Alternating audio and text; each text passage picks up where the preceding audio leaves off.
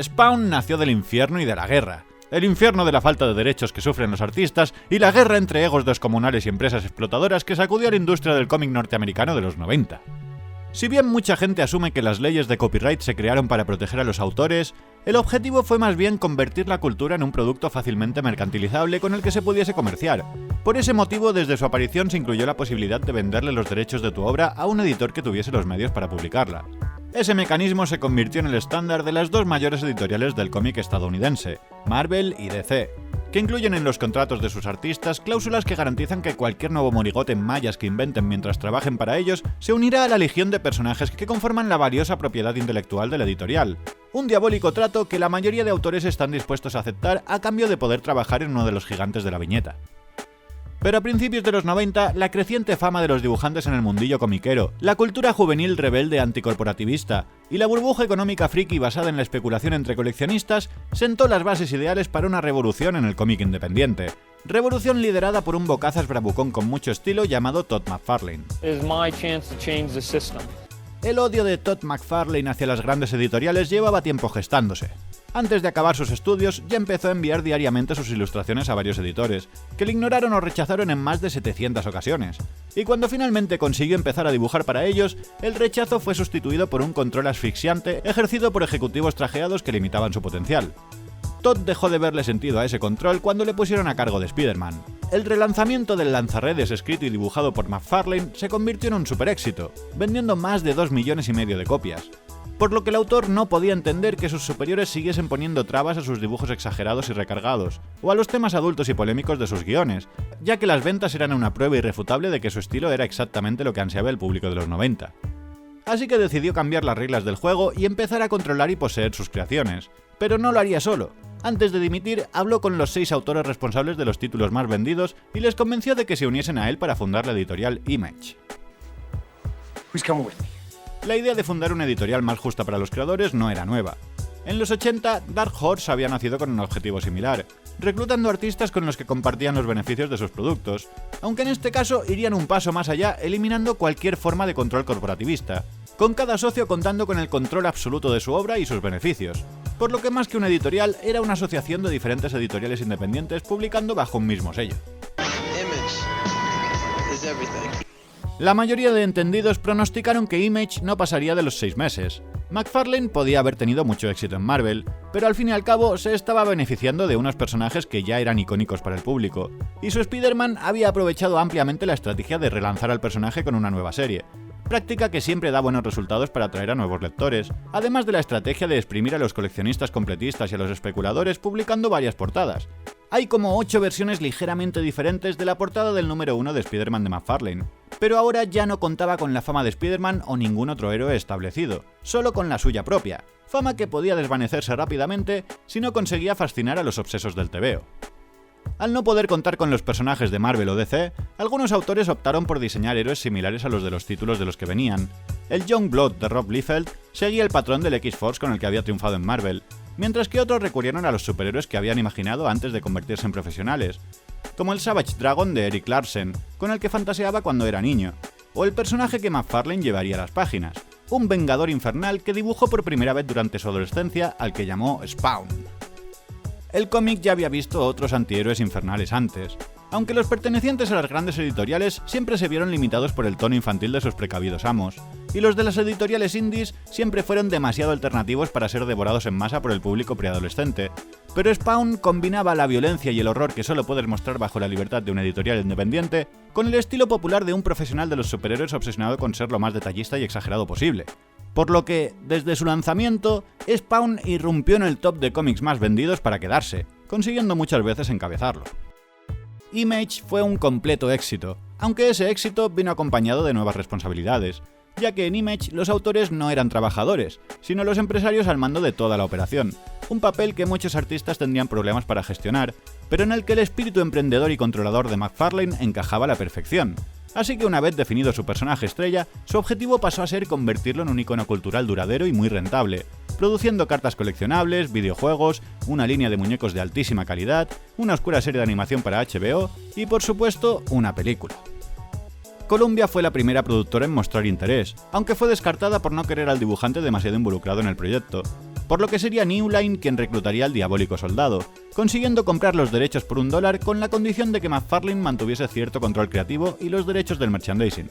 Debido a que la película iba a apoyarse especialmente en los efectos especiales, la silla del director sería ocupada por Mark A.C. Dippe, que no tenía experiencia como director, pero que había trabajado en los efectos especiales de The Abyss, Terminator 2 o Jurassic Park, mientras que el guión lo firmaría Alan B. McElroy, que ya había trabajado con el personaje escribiendo Curse of the Spawn, uno de los spin-offs del cómic original, y que tenía algo de experiencia en el cine, donde había guionizado Halloween 4, el insulso regreso de Michael Myers, y Rapid Fire, una olvidable cinta con la que la Fox intentó establecer a Brandon Lee como héroe de acción.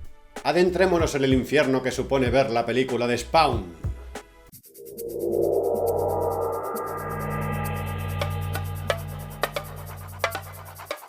La llameante intro nos cuenta con prisas que hay una guerra entre el cielo y el infierno y un bichejo llamado Malevolgia ha enviado a su mejor demonio a reclutar almas para empezar el apocalipsis. Pero necesita un supersoldado capaz de liderar su ejército. Un supersoldado como Al Simmons, que usa maquinitas para asesinar a gente que va de vacaciones. El narrador nos revela que él también fue reclutado para el mal, pero consiguió salir y dejar el vicio. ¿Cómo? ¿Qué? ¿Tú quién eres? Créditos frenéticos con música electrónica. El demonio payaso confabula con un ricachón poderoso para acabar con Simmons, que se niega a seguir matando civiles, así que en su última misión lo envían de cabeza al infierno. Despierta desorientado y con la piel garrapiñada, así que regresa a su hogar, descubriendo que murió hace 5 años y su prometida tiene una hija con su antiguo compañero de faena.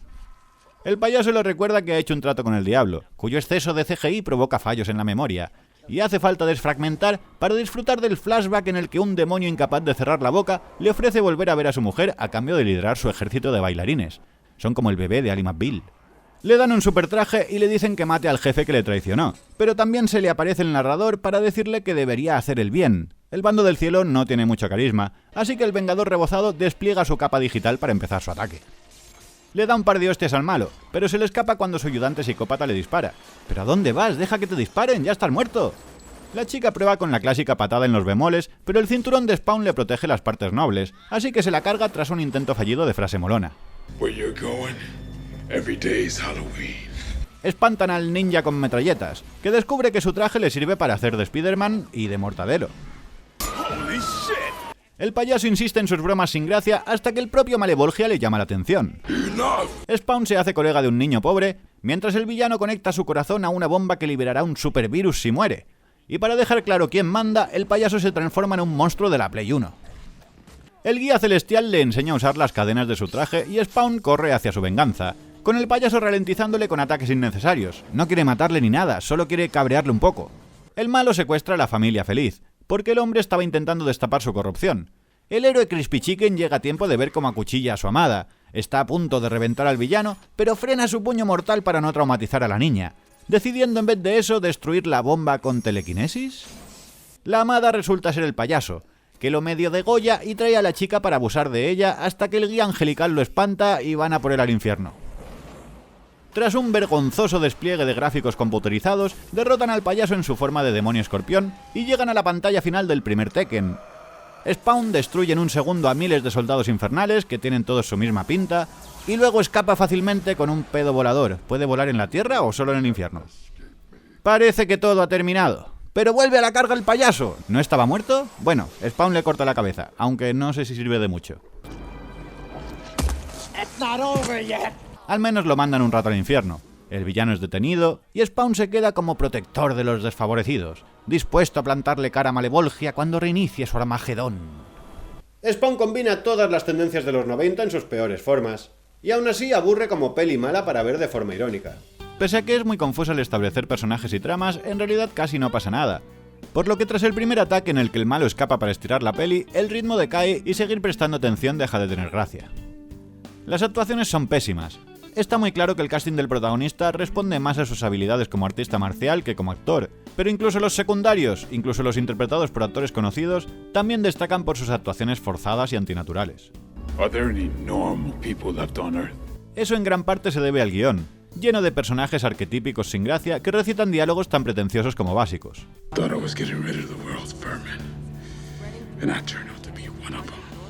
Personajes que no llegamos a entender del todo. ¿Qué poderes tiene Spawn?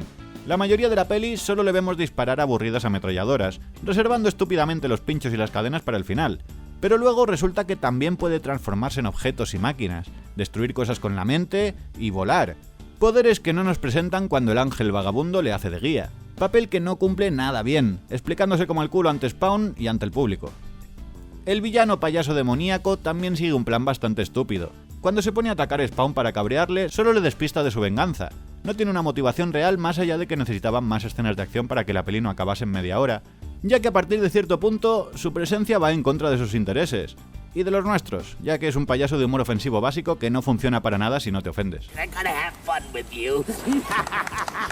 El villano humano tampoco funciona. Tiene recursos como para instalarse una bomba biológica que matará al mundo entero si muere, pero cuando necesita silenciar a un investigador va él mismo a allanar hogares y secuestrar familias a punta de ametralladora. Es un villano que toma decisiones muy estúpidas por conveniencia del guión, y que por ser un villano de los 90 cuenta con una psicópata hipersexualizada como segunda al mando, similar a la de GoldenEye o Die Hard 3. Personaje que pensaba que en este caso aprovecharían un poco más. Malevolgia podría haberla resucitado para que los soldados infernales se enfrentasen entre ellos y aumentasen las probabilidades de desencadenar el apocalipsis. Pero no, le dan mucho bombo al principio a la chica, pero luego se muere y ya. Pero por supuesto el mayor pecado del film es contar con unos efectos por ordenador ofensivamente malos. Combinados con unas prótesis seguro que muy caras y trabajadas, pero con las que Spawn acaba pareciendo un villano de los Power Rangers. Un personaje de piel plasticosa que hubiese funcionado mejor si llevase la máscara la mayoría del tiempo, mostrándonos al héroe con su estética característica y reservando su apariencia grotesca para algún momento dramático. Hey, mister, you don't look so good. Violator en su forma demoníaca es más desagradable que aterrador, y Malevolgia nos regala la peor representación infernal de la historia del cine. Y no estoy exagerando, he visto casi todos los infiernos y demonios que han pasado por una pantalla y no he encontrado ningún otro que me resulte tan falso y me provoque tanto rechazo como este. What is this? La película tiene literalmente dos planos que molan. Dos planos con Spawn ondeando la capa en un edificio que recuerdan a la potencia visual que tenía el cómic. También intentan imitar las composiciones de página locas de McFarlane con algunas transiciones entre planos, pero no acaba de funcionar y quedan como cortinillas digitales pobres. Pese a separarse de los cómics de superhéroes clásicos, el cómic de Spawn no triunfó por ofrecer un giro profundo ni por estar bien escrito, sino por ser más guay. Llamó la atención por ser un cómic nuevo y oscuro que se alejaba de los héroes de papá y mamá y se ganó al público por su valor principalmente visual, hasta el punto de que muchos de sus fans lo compraban únicamente por las ilustraciones.